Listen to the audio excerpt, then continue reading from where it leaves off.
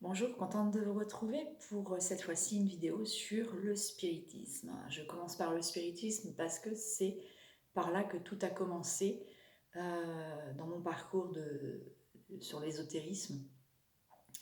J'étais jeune, j'étais en sixième je crois de mémoire, ou voire en cinquième, donc j'avais 12-13 ans. Et avec un groupe de copines, donc on a décidé d'essayer de faire du spiritisme avec les connaissances qu'on avait à l'époque. Pour ma part, c'était plus de la curiosité, voir si ce qu'on voyait dans les films ou les séries, ça existait vraiment. Et quand on a fait la première, donc ça n'avait pas marché. Donc on a refait des recherches. Et donc à l'époque, l'Internet n'était pas comme aujourd'hui, hein. Il y avait les ordinateurs, il y avait très peu de choses, enfin bref. Et donc on a continué à faire une deuxième séance et cette séance-là a mal tourné. Il y a eu des douleurs très rapidement qui se sont fait sentir chez une de mes copines. Alors au début on la croyait absolument pas du tout. On pensait qu'elle nous faisait marcher, que c'était pour nous faire peur. Et puis très vite, les mêmes symptômes sont arrivés sur la deuxième. Et on n'était plus que deux à voir, et on commençait à paniquer quand on a pris au sérieux ces phénomènes. Et d'un coup, mes copines ont commencé à avoir des mots très, très durs, euh, des mots très sataniques, avec des insultes, que je ne saurais plus vous les dire mot pour mot ce que c'était, parce que ça remonte à trop loin, à plus de 30 ans. Mais j'ai ce souvenir très net de je suis Satan et je vais vous tuer ou je sais pas quoi, enfin bref.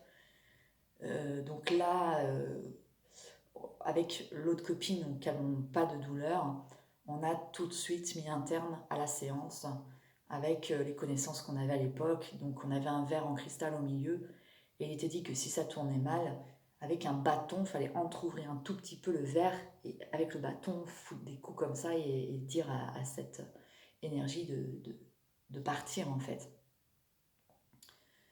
On s'est fait une frayeur, on ne l'a plus jamais refait.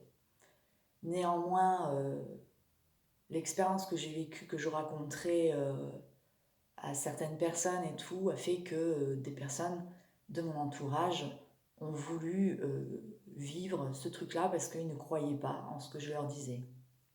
Donc, je l'ai refait une fois avec mes cousins, cousines, et il y a eu un phénomène, c'était un grand courant d'air, alors que tout était fermé, tout, il n'y avait rien qui laissait présager à avoir ce courant d'air-là.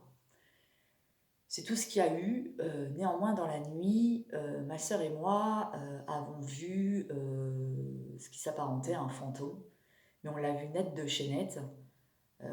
Donc c'était une femme qui était habillée, je dirais, avec une robe dans des années 1870, 90, voire 1900.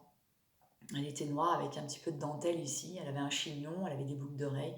Et on la voyait, elle est passée juste devant nous, elle regardait droit devant.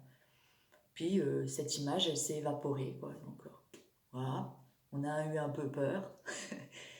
Mais voilà, et ça a créé une curiosité aussi avec ma frangine. Et donc plus tard, euh, on le refera une fois dans notre maison en Normandie.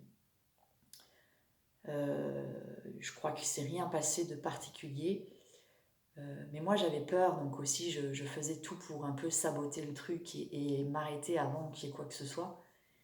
Et juste une autre fois, quand on a vécu en Bourgogne, à l'abbaye de Fontenay, ma sœur me demandera de le refaire le soir, une fois que les parents étaient couchés, tout ça. Et là, ça a mal tourné, puisque d'un coup, elle a eu des douleurs au niveau du ventre qui étaient inexplicables, au point où j'étais obligée de réveiller mes parents. On a tout caché, tout ça. Ils ont appelé le médecin de garde.